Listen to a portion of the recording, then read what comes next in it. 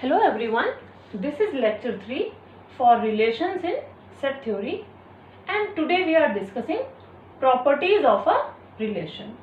In that I have first considered reflexive relation.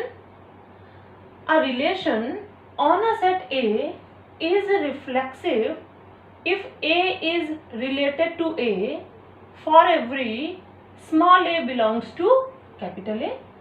It means if A is a set which contains two elements A and B, and R is a relation from A to A, then R is reflexive if R contains AA and BB both. A में जितने भी elements हैं, अगर R में उन सभी elements का खुद का ऑर्डर्ड पेयर प्रेजेंट है तो R रिफ्लेक्सिव हो जाता है. Let us take one more question. I am taking a set A 1, 2 and 3 and R is given to us 1, 1, 1, 2, 2, 1, 2, 2, 2, 3 and 3, 3, then we have to tell whether R is reflexive or not. So for that I have to first consider first element of A. If 1, 1, 2, 2 and 3, 3 belongs to R, इसका मतलब अगर 1 का खुद के साथ ordered pair, 2 का खुद के साथ ऑर्डर्ड पेयर, 3 का खुद के साथ ऑर्डर्ड पेयर R में प्रेजेंट है. चेक करते हैं. जी हाँ, बिल्कुल देखिए 1, 1 प्रेजेंट है, 2, 2 प्रेजेंट है, 3, 3 प्रेजेंट है, implies R is reflexive. चलिए अब एक दूसरा क्वेश्चन ले लेते हैं, और मैं क्वेश्चन ले रही हूं A is X, 2 and A. This is a set to us, okay, and R is given to us XX, X2, AA and 2A. Now I have to tell that whether R is reflexive or not. तो उसके लिए मुझे क्या करना होगा, A का जो element है फर्स्ट उठाया, ये X है, ये देखना पड़ेगा कि क्या XX R में है. जी हाँ, बिल्कुल XX R को बिलोंग करता है. अब मुझे देखना पड़ेगा ये सेकेंड एलिमेंट के लिए क्या 2, 2 R में है. Let us check, and 2, 2 does not belongs to R. And then AA. वैसे हम चाहें तो हमें AA अब चेक करने की जरूरत नहीं है, क्योंकि अगर किसी भी एक एलिमेंट का खुद के साथ ऑर्डर्ड पेयर, या हम कह दें खुद के साथ रिलेशन नहीं है, तो वो रिफ्लेक्सिव नहीं हो सकता है. तो hence this relation is not reflexive.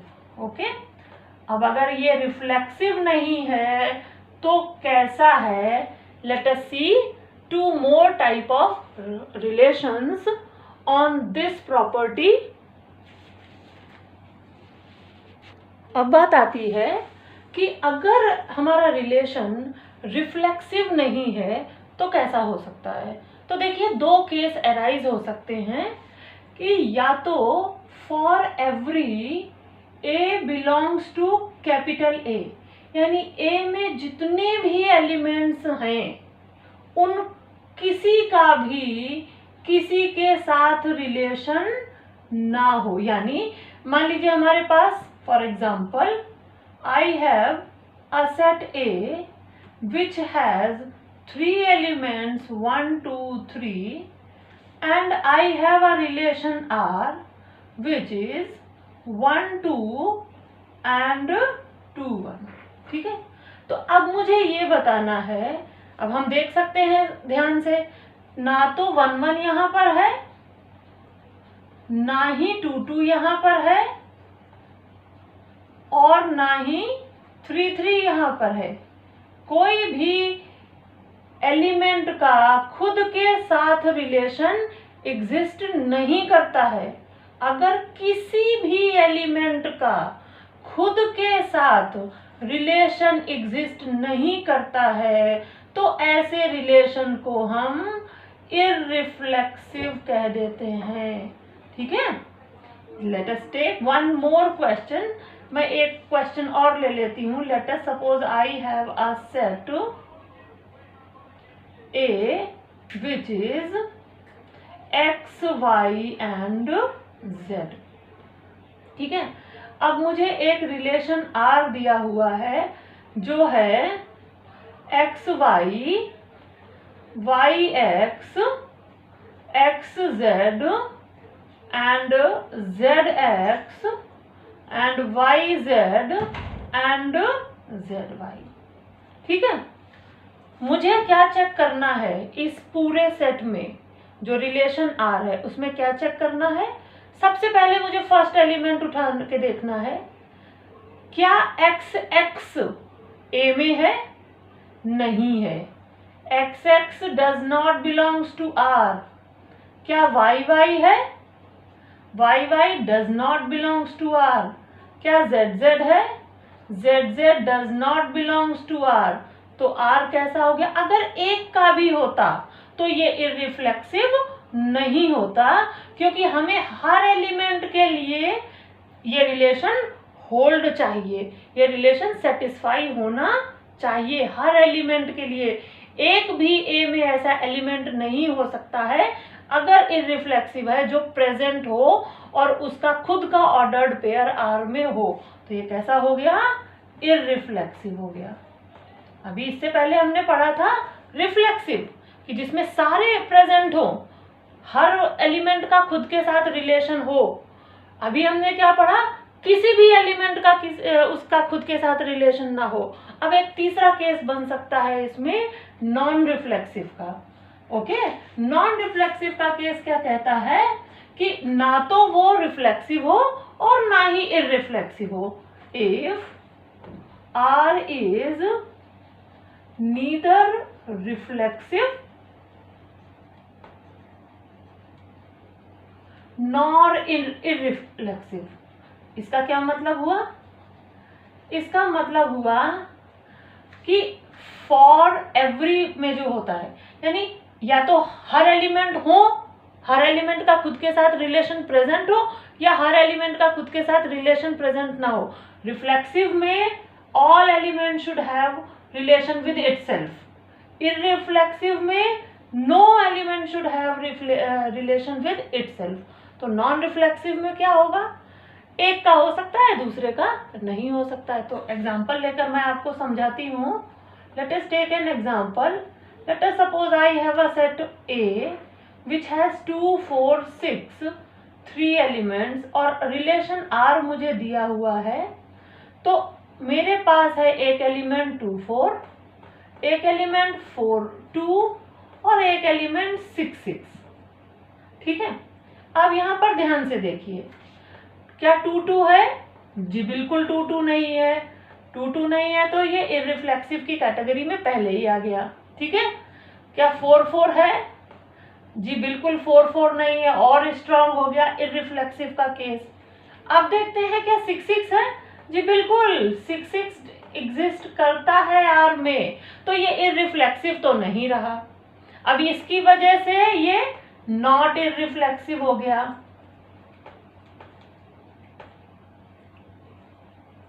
और ऊपर वाले दो केस की वजह से ये नॉट रिफ्लेक्सिव हो गया। तो फिर ये है क्या? डेफिनेटली तो ये क्या है? ये है non reflexive. R is non reflexive. ठीक है। Now let us understand the reflexive property with one more example. Now I have an example that says कि if A एक सेट है जिसमें एलिमेंट 1 2 3 हैं और R एक रिलेशन है जो कि किन्हीं दो एलिमेंट्स A के किन्हीं दो एलिमेंट्स से बना है। यानी इसका मतलब क्या हुआ? जो लिखा है इसका मतलब ही ये हुआ कि A और B A के एलिमेंट्स है। कोई भी, तो A B क्या हो सकते हैं? 1 2 3 में से कोई भी दो एलिमेंट्स हो सकते हैं। तो what does this means? This means that R is a relation from A to A। तो फर्स्ट पॉइंट ये हो गया that R is a relation from A to A। ठीक है। अब ये R कैसा रिलेशन है ये हमें देखना है।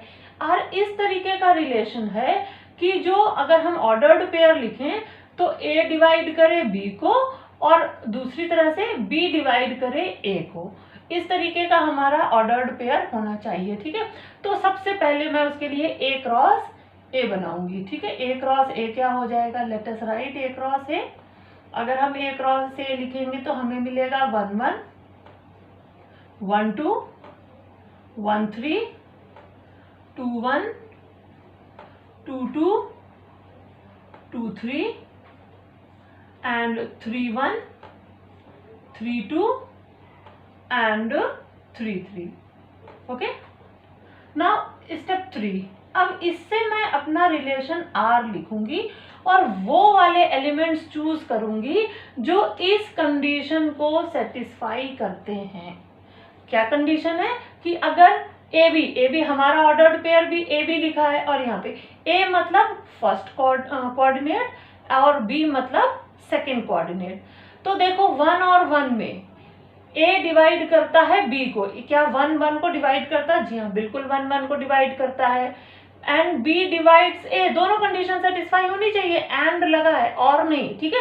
बी डिवाइड्स ए, तो क्या 1 1 को डिवाइड करता है? जी हाँ, बिल्कुल डिवाइड करता है। तो ये R में आ जाएगा। ठीक है। अब दूसरा देखते हैं।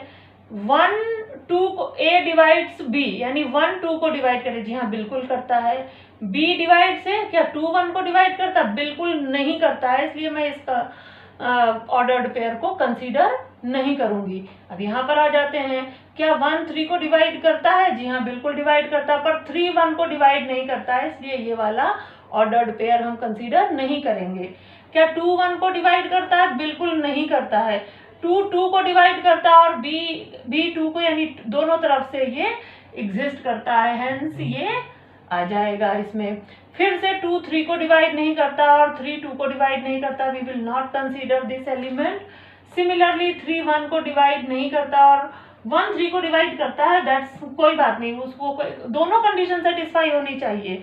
3 भी 1 को डिवाइड करना चाहिए, पर वो तो होता ही नहीं है, इसलिए हम इसको नहीं लेंगे। फिर 3 2 को डिवाइड नहीं करता है, इसलिए इसको भी नहीं लेंगे। और फिर 3 3 को डिवाइड करता है, इसलिए हम इसको ले लेंगे। तो हम देख सकते हैं हमारे जो सेट A है उसमें सिर्फ 3 एलिमेंट्स हैं, 1 2 और 3। अगर तीनों एलिमेंट्स का खुद के साथ रिलेशन है तो हमारा जो रिलेशन R है वो रिफ्लेक्सिव होगा। चेक करते हैं।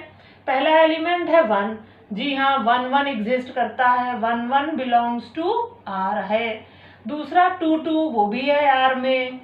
तीसरा 3 3 वो भी है R में। तो R कैसा हो गया? R is reflexive. ओके। अब हम एक ऐसा केस कंसीडर करते हैं जिसमें हमारा R रिफ्लेक्सिव ना हो। Okay, let's see. So here I have taken one more question and this is the question for your homework. जो भी इस क्वेश्चन को सबसे पहले सॉल्व करके कमेंट सेक्शन में आंसर लिखेगा, I'll shout out his name in my next video.